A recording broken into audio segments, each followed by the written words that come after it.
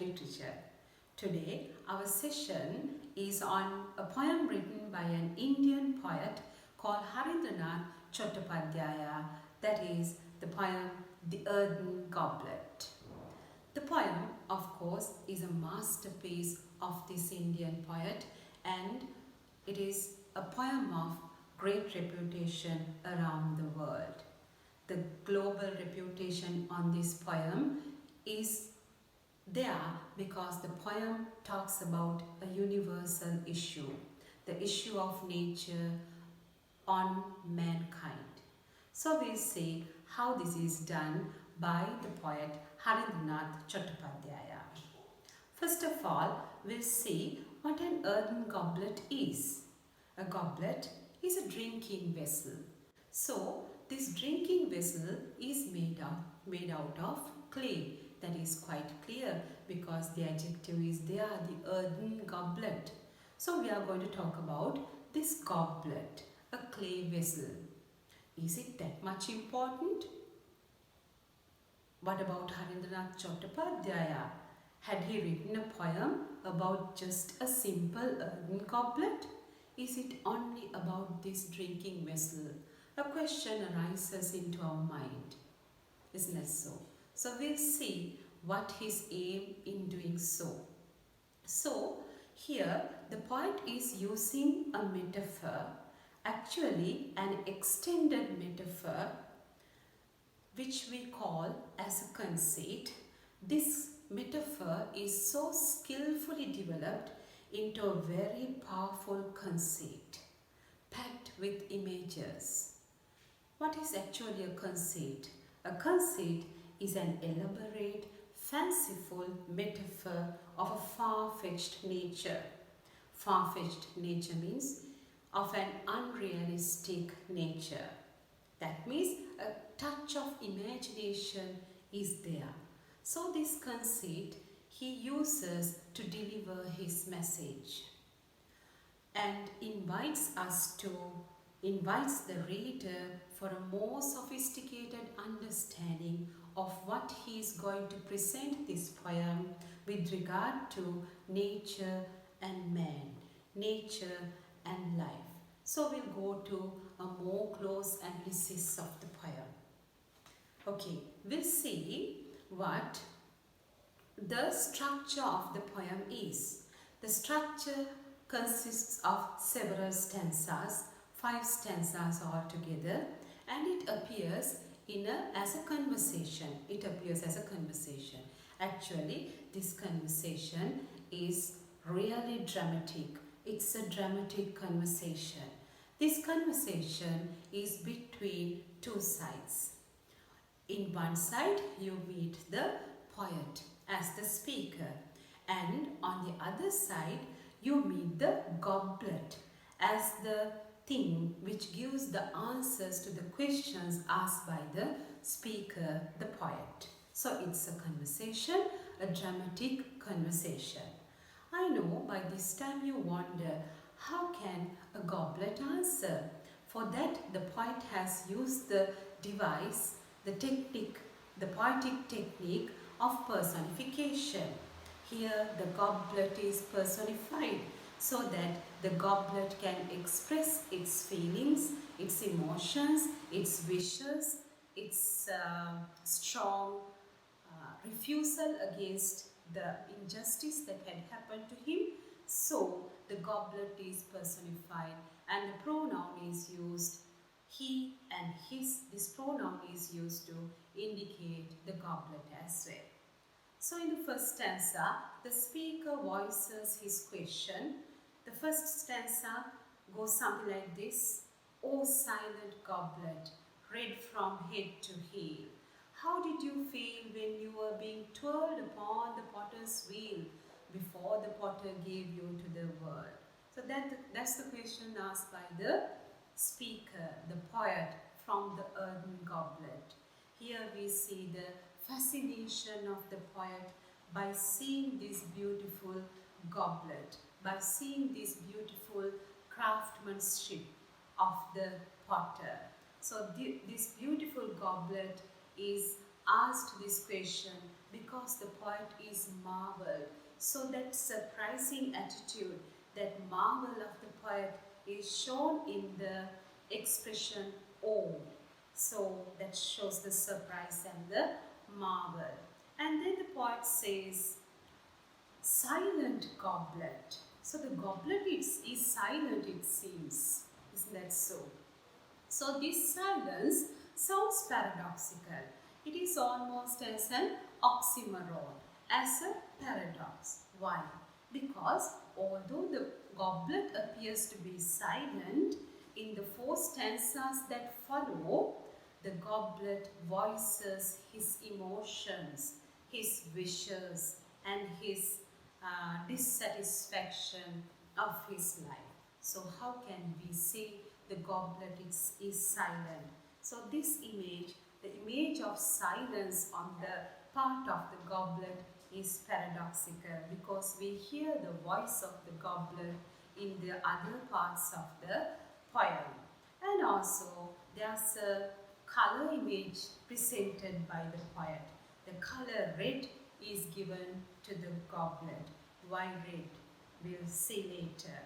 Okay, and this speaking goblet, this personified goblet, gives almost a confession about himself.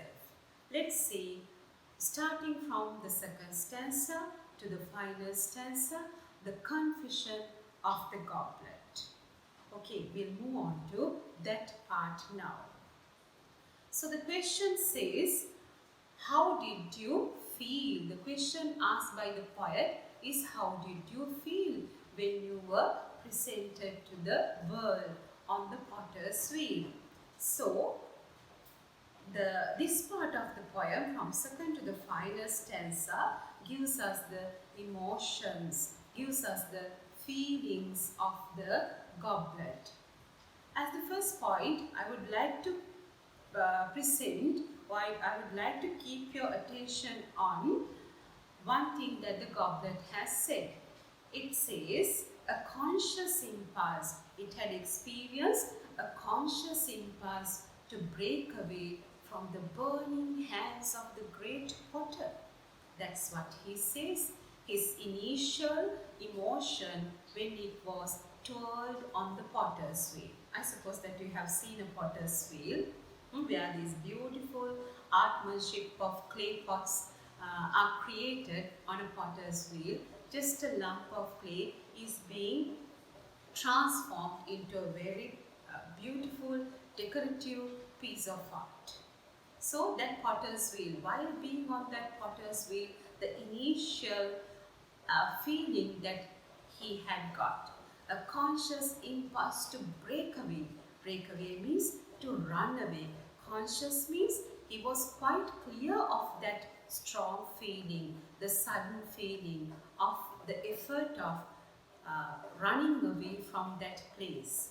So he wanted to escape from the burning hands of the great potter.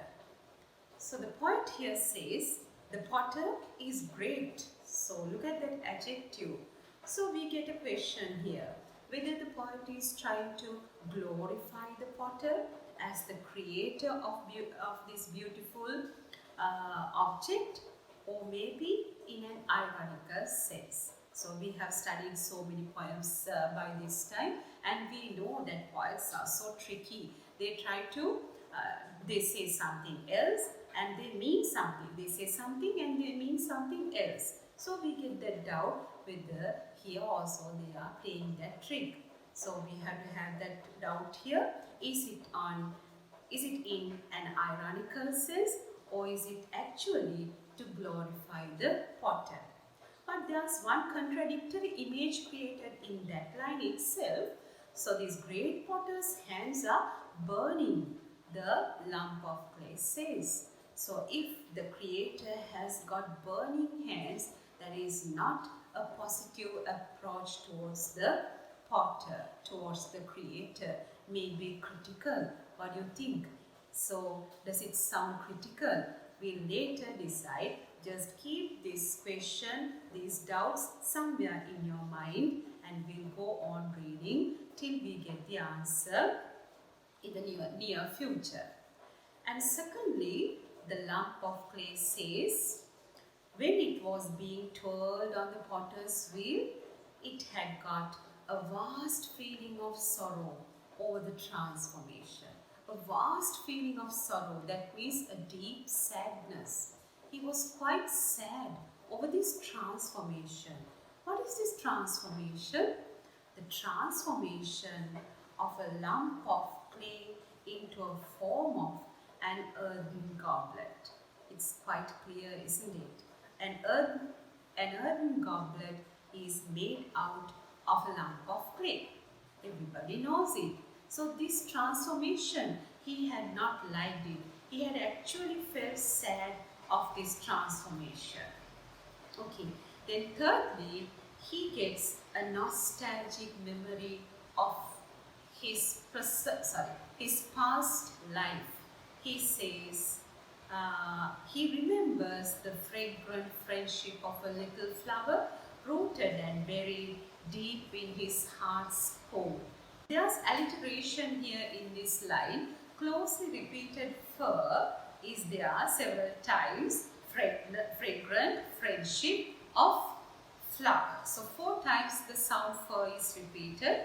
This fir, alliterated fir, gives you the idea of the warmth of the friendship, that beautiful friendship when there was the company there, right? And also there's another alliterated phrase there, bosom buried, the alliterated sound burr.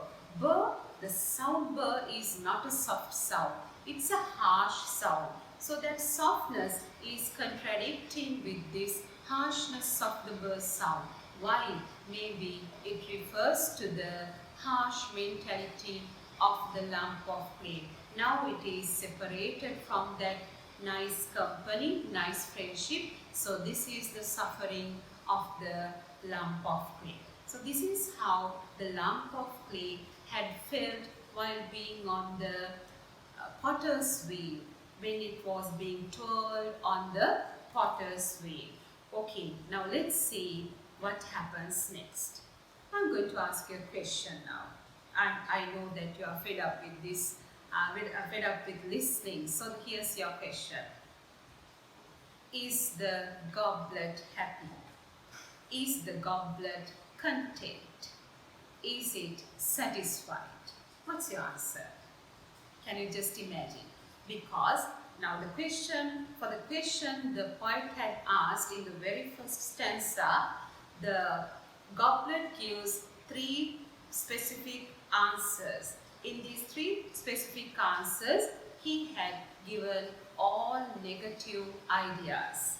He wanted to run away from the burning hands of the potter, the great creator.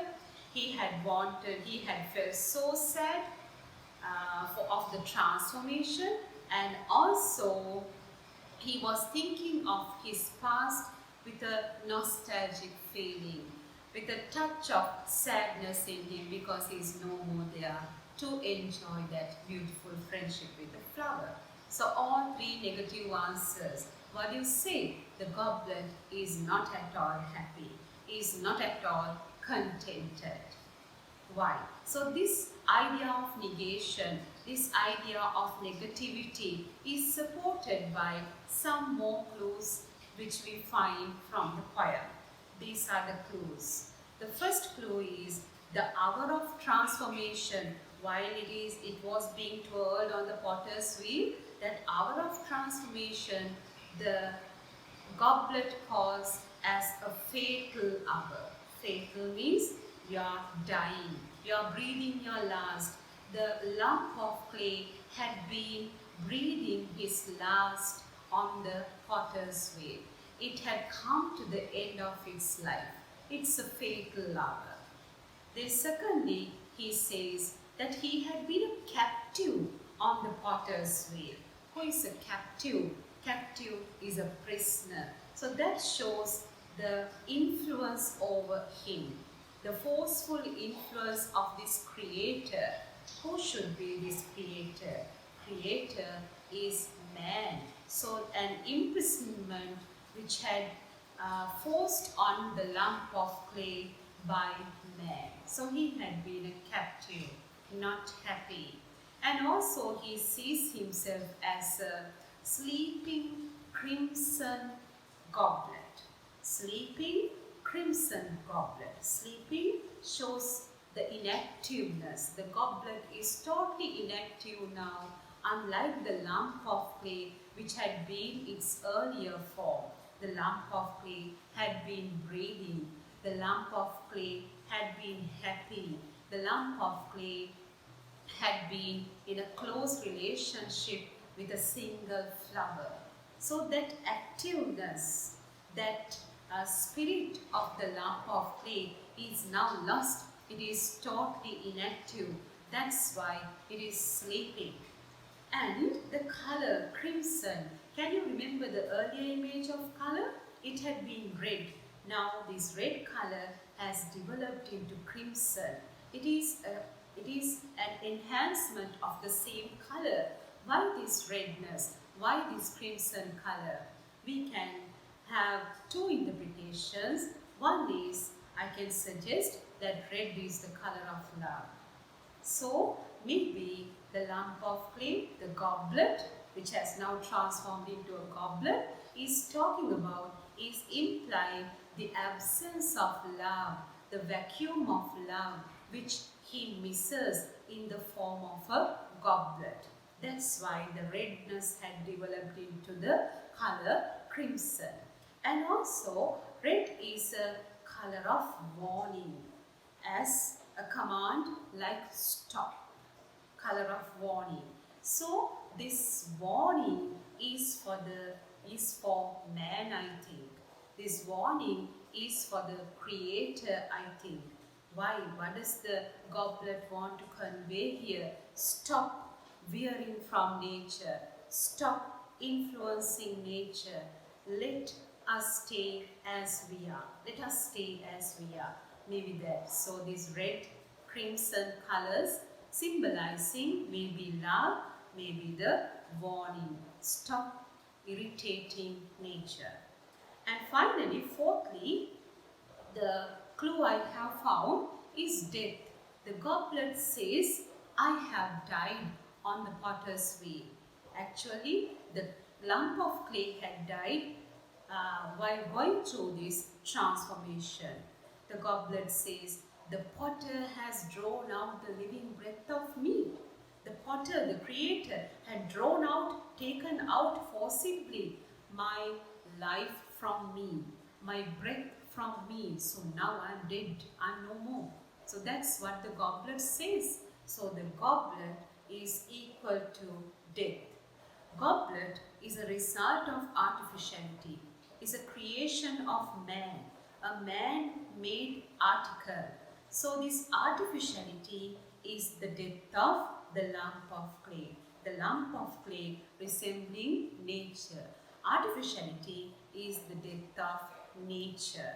So that idea is presented through this. Okay, we'll see. I think that I have discussed the poem with you in a very short way without letting you feel fed up. And finally, I'm going to put forward another question to you. That is, I'm repeating my question. I have asked this earlier also. Is the potter great? Who is this potter? Who is this potter actually? Potter is the creator I have mentioned already. So this creator, who is this creator? Who is this potter? Creator is the forces of modernization.